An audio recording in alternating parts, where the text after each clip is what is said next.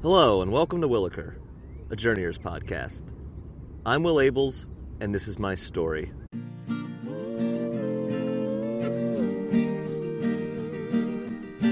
Left home, gone coast to coast, in a hybrid car with a bag of clothes. Back on the wagon, back on the road. Would you have my back when I'm all alone? On a wing and a prayer, all out of favors. Hope to get $1 and a smile out of stranger. As the story is told and the plot unfolds, we laugh not to cry, but it's not a joke. No, it's not a joke. It's not a joke.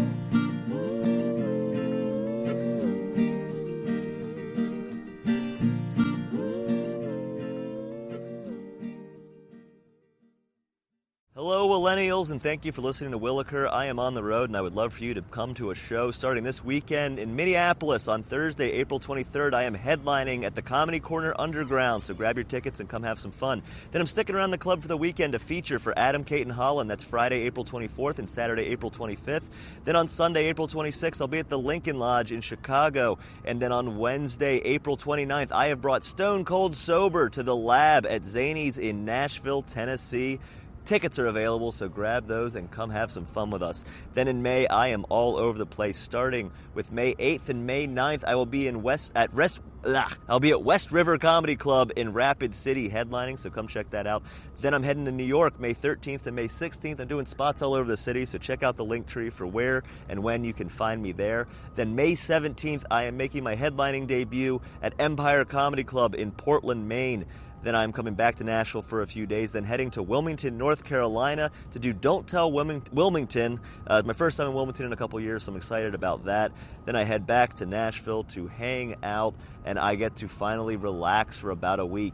And then in June, I'm heading back to North Carolina, and I will be at Good Nights in Raleigh on Sunday, June 7th. That's right, 6-7, Will Abels at Good Nights Comedy Club in Raleigh, North Carolina. And then I have a whole bunch of other dates coming up in June that I'll be releasing soon. I'll be out in Los Angeles, I'll be in San Francisco, and I would love to have you there. So follow Will Abels Comedy on Instagram and check out my link tree for all my dates and times and tickets. For the love of God, buy those tickets and support live comedy, but mainly support my live comedy. All right, thanks. Enjoy the rest of this podcast. Welcome back to Wilaker. Chapter 12. I honestly thought this whole thing was only going to be like 10 chapters. And it's coming up on the end, but it's not quite coming up at the end. We might actually make it to 20 chapters. 20 episodes of a podcast. Will Abels, you're a madman. How dare you believe that anyone wants to listen to that? I'm in Chicago. I'm at Oz Park. Just found myself a nice tree. There's a bunch of dogs running around. I'm sure someone's pissed on this tree, but you know what? That's that city life. That's my first time in Chicago in like 9 years. I've had a couple of shows. I just featured for my friend Adam Amawala, who has been featured on this podcast.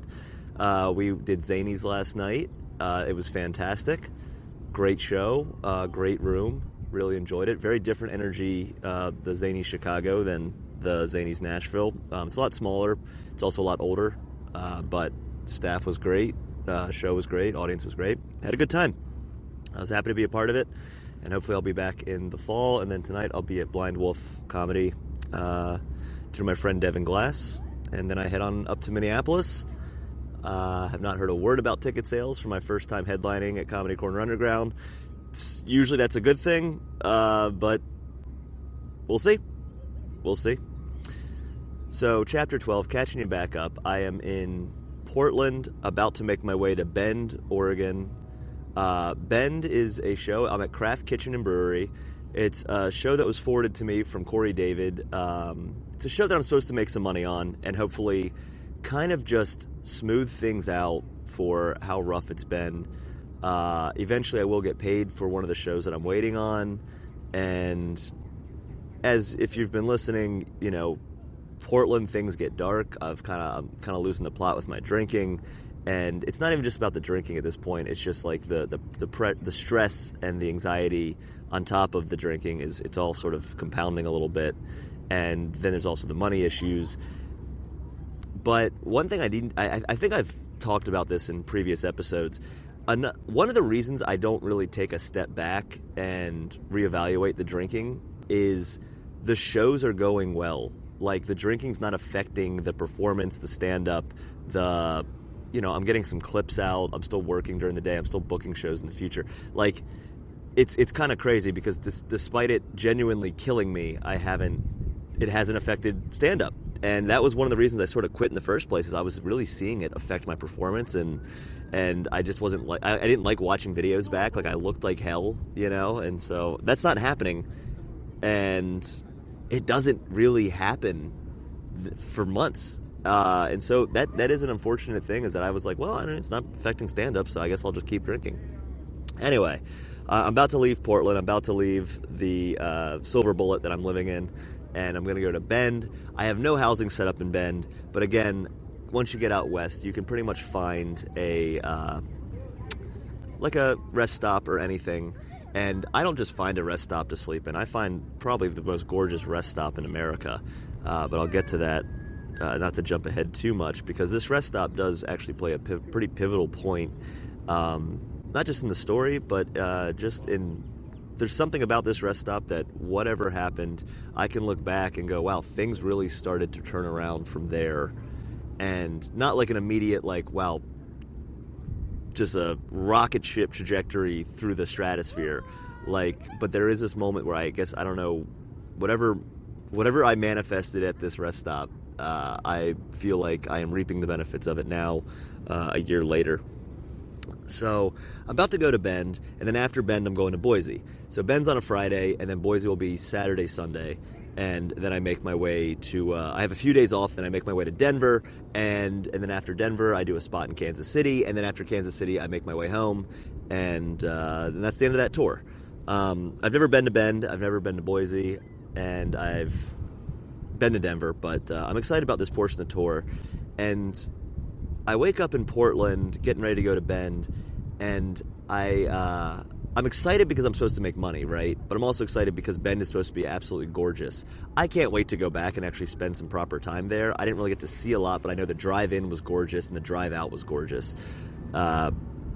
Another funny thing that happens with me mentally is I know in Boise I'm going to stay with I'm going to stay with my brother Charlie's friends.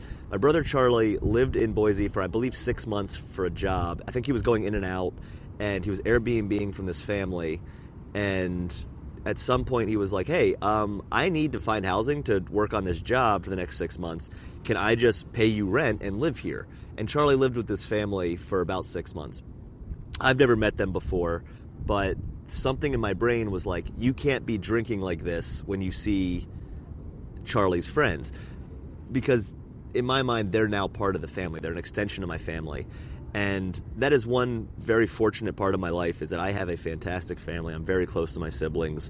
And there was something in my brain that was like, I can't have them calling Charlie and being like, your brother's a fucking mess. Because of all my siblings, Charlie's the only one that doesn't know I'm drinking again. And also, that's because I tried to tell him, he didn't pick up the phone, but also with his job, that's not the easiest thing for him to do all the time. And I didn't really try and force the fact to let him know that I was drinking, because I have a feeling that I would not have liked what his response was, and it might have maybe snapped me out of it a bit sooner. But I am like making a conscious effort moving forward, be like, you got to kind of reel your drinking back a little bit. And so I make my way to Bend, and like I said, I'm doing a show at Craft Kitchen and Brewery. I've heard great things about it. They suggested a comic to open for me named Liam Gibler. I hope I'm saying his last name right, but young comic, very funny, and also like he's just enthusiastic, and I love to see a young enthusiastic comic that's just wants to work and just wants to get funny and wants to get good. And also Cody Michael will be working with me as well. I forget which one was booked to host and which was booked to feature. I believe Liam was the host and Cody was the feature. But they're both recommended to me. Heard great things. Was excited to work with them. One thing that I was a little thrown off by, not by the comics, but just in general, I hadn't gotten any reposts from Craft Kitchen for like a week, and I was like, that's weird. They were very responsive beforehand, and now we're coming up on the show, and I'm not hearing a lot from them. I'm also tracking ticket sales, and tickets are at zero, but I'm getting all these clicks for it. So I thought, all right, maybe people are just going to show up day of. Like, I wasn't really sure what was happening. Like, you know, but I was confident that people were going to be there for this show. You know, it's a Friday night, and I felt confident about it. So I get all the way to Bend, gorgeous drive-in, and I get to the show, and I finally get a response from the owner of the venue, of the brewery, and she's like, Will, I am so sorry that I've been unresponsive. I had open heart surgery earlier this week. And I was like, oh my God. I was like, why are you even messaging me now? You know, and so they're very apologetic, but I was like, you had open heart surgery? This is insane. Like, this is like a medical miracle that I'm even hearing from you. This is crazy, right? And so I was like, okay, well, that explains why I didn't really get a lot of reposts from that. And I get there is not a single person there besides the bartender. And I was like, this is not great. There's a few people outside drinking, you know, and I do end up talking to them and telling them about the show, but there is not a soul there to come see this show. And I was like, what in the actual fuck is going on? So Liam and Cody get there. They're cool about it, you know. We're kind of like, well, if we get like 5 people, I guess we'll do a show. I mean, I'm just desperate to make any type of money right now. Do anything to have this show. And Liam at some point looks at the ticket link, and he's like, hey, did you notice that when you click the ticket link, it makes you go download an app, and if you don't download the app, you can't follow through and buy the ticket. So essentially, I think because I had 70 people check this thing out, and I think what was happening is people were like, oh, fuck this, I don't want the app. And, you know, you probably just moved on from it, out of sight, out of mind, because the brewery wasn't in a position to rebook it or repost about the show that week. People just kind of forgot about it, and we ended up having to cancel the show. Like, so I went from being like, I just need like $200 to, oh, I have $0 and I got to pay these guys out of pocket. So I'm also at a point where I'm noticing the energy of this whole tour kind of getting sour, and so I'm not really even that upset. I'm just like, well, fuck, you know. But the brewery is really nice.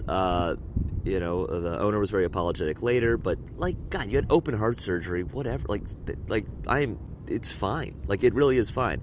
I'm going to try and go back again at some point and do this and see what happens. Liam and Cody were awesome, you know. They kind of read the situation. They could tell I was pretty upset, but they were also like, I wasn't like, you know, throwing a temper tantrum. I wasn't like, what the, you know, I was like, well, it is what it is, you know. So brewery gave me a couple free beers, and they were like, well, do you want to just go into town, check out Bend? And I was like, sure, you know. So they bring me into town, we go around a little bit, and genuinely one of my favorite nights on tour, just because these two guys, because of Liam and Cody. We talk comedy for hours, and they are both just so in tune with what I love in comedy, what I love about comedy. They are both just, they're I don't know. It's weird to say that, like, they're just comics, but there are so many comedians I meet on the road that I'm like, oh, you're not a comedian. You are just an attention-seeking succubus. You know, like, you just want fame. You don't care about making a point. You don't care about connecting to people. You are genuinely just like, look at me, look at me, look at me. And you say whatever you can so people keep looking at you, whether that's a good thing or not. These two were not that at all. And they also don't like that either. So, you know, it's great to be with like-minded individuals, and just to have the same point of view on comedy was so refreshing. And we hung out for hours, you know, a couple hours just hanging out. I got to see the town a little bit.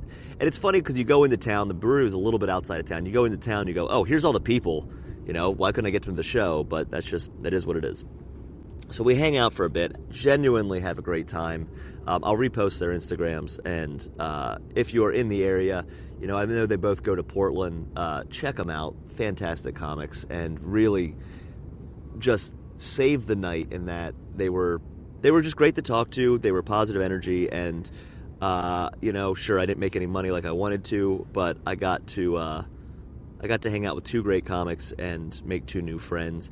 And like I said last episode, you know, there's the thing that is kind of keeping me going on a lot of this trip is just the people I'm meeting and the conversations I'm having and the genuinely, like, just fun interactions I'm getting to have and create with these new people.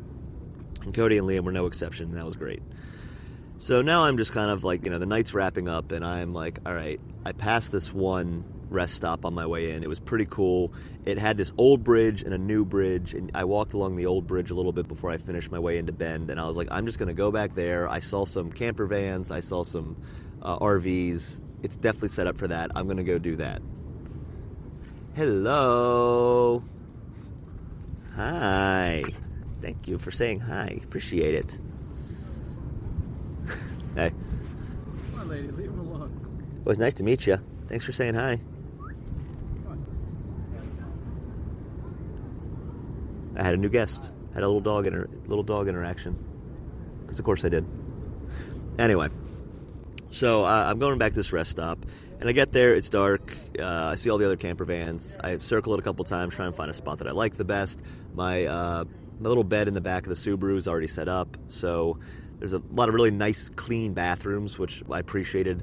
And, I knew I was going to be in a hell of a fucking mood in the morning. I'm also, because I made zero money, because I made nothing, I am rationing gas at this point.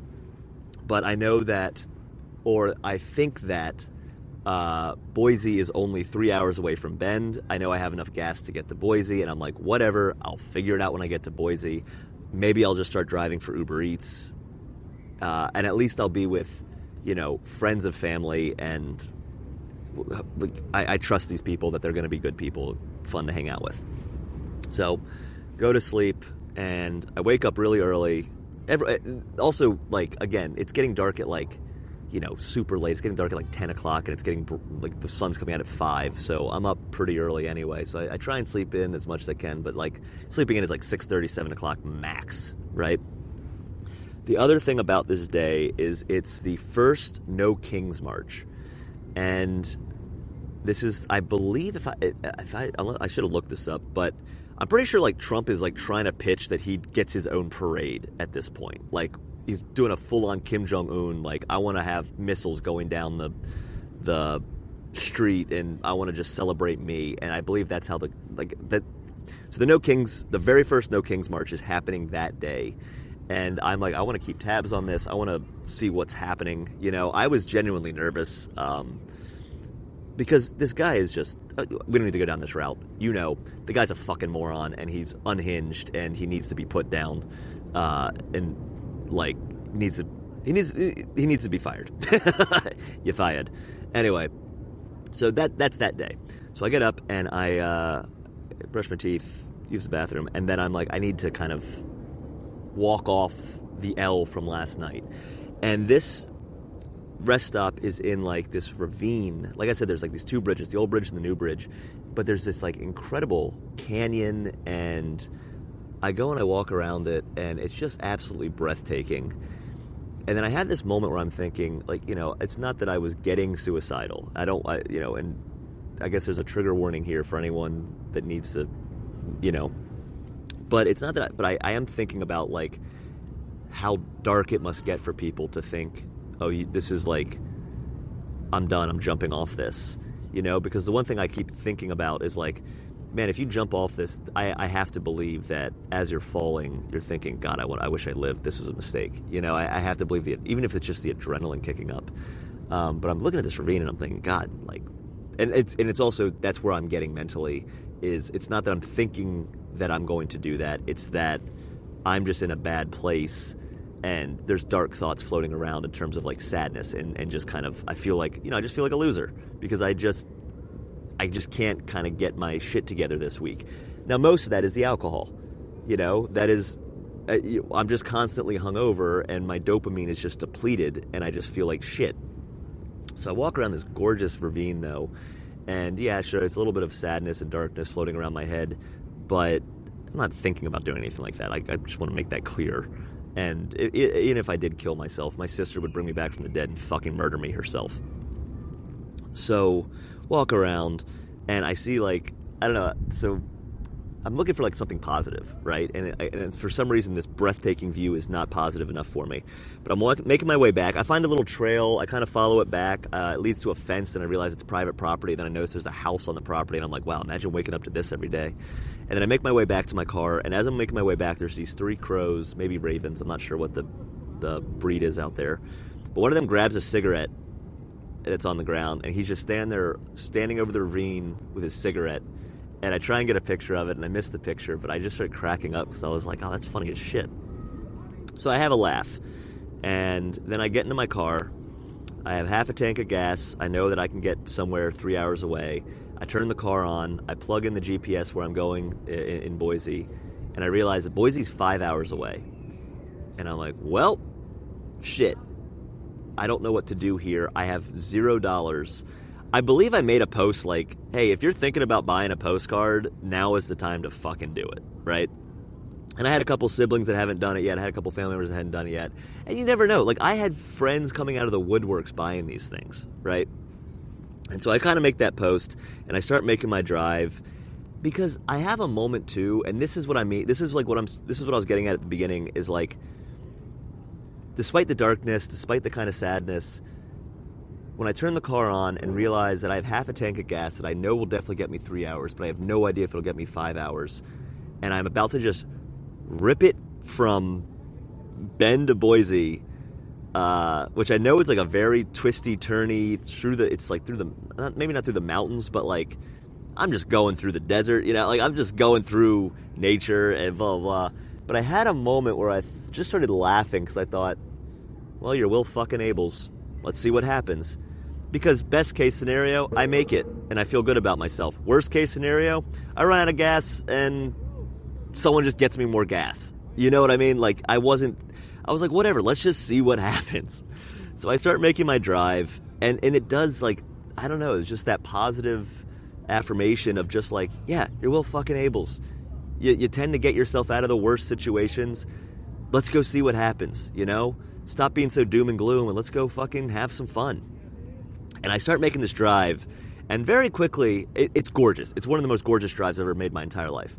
But very quickly I realized I have absolutely no cell service. So now I am like, oh, if I run out of gas, I am actually maybe just like kind of in the middle of nowhere.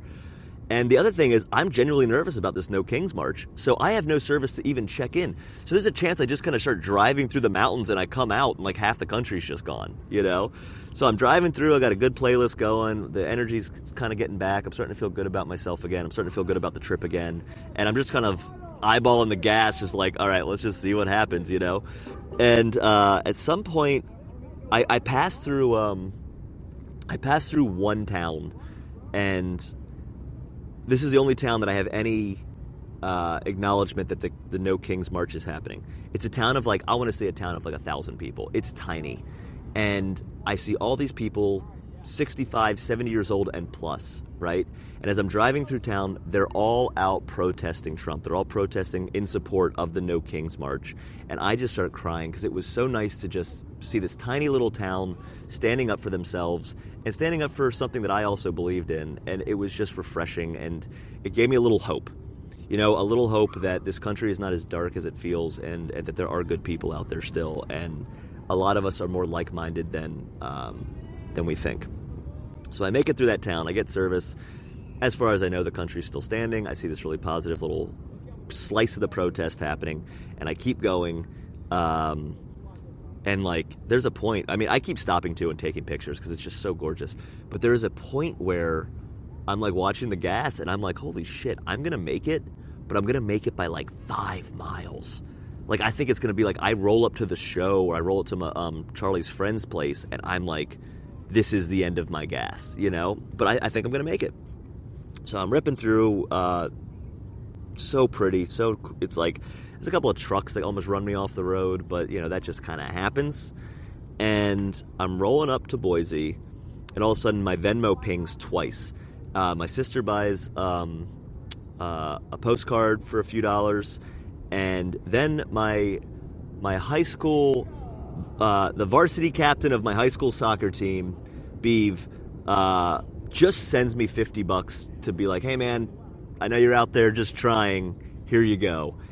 And this, between my sister and Beeve, this just it just saves the weekend, essentially, because now I can fill up gas. I can also fill up a second time, because gas was cheaper back then. And I'm like, oh my God, this like genuinely might have helped save the trip. And I go to this, so I get all the way through, and I stop at this gas station, and, you know, now I have a little change in my pocket, and I think, oh, okay, maybe I can stop and get a beer.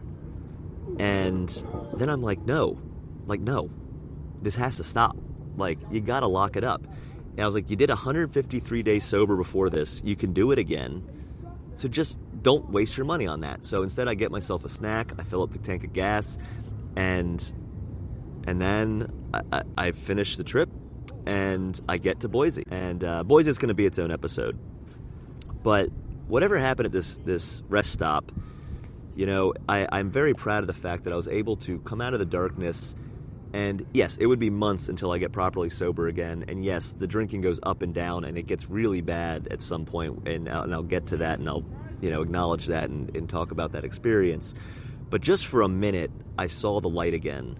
And when you're struggling, the light gets dimmer and dimmer, and you don't see it as often, you know. But when you do, hold on to it, you know, because when you hold on to it, it can grow.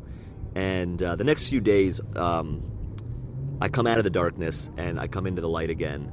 And there's so much positivity floating around the next couple days, and I'm excited to share that with you. But for now, this has been the end of Wilaker. I'm sorry, I used to be like really good at kind of like landing the plane, but you know, it's a tough. The energy about this little portion of the trip has been tough, and I'm glad that I've gotten through it, because I don't really like reflecting on it. But you know, that trip from Bend to Boise, despite not being able to do the show, despite not making any money, I met some awesome comics. I had an awesome drive-in, and you know, in a weird way, the universe rewarded me in a good way. So, yeah, this is kind of the end of the darkest couple chapters, for now, at least. And when we pick back up in chapter 13, we'll be in Boise. We'll be back in Boise. You know, at this point, it's back. Well, it's not back in Boise. I just went to Boise, but now I'm in Boise again. Anyway, this has been Wilaker, chapter 12. Thanks for listening. Take us away, Kenny.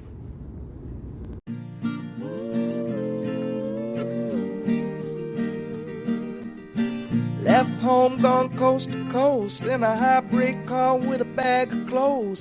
Back on the wagon, back on the road. Would you have my back when I'm all alone? On a wing and a prayer, all out of favors. Hope to get $1 and a smile out of stranger. As the story is told and the plot unfolds, we laugh not to cry, but it's not a joke. No, it's not a joke. It's not a joke. Ooh.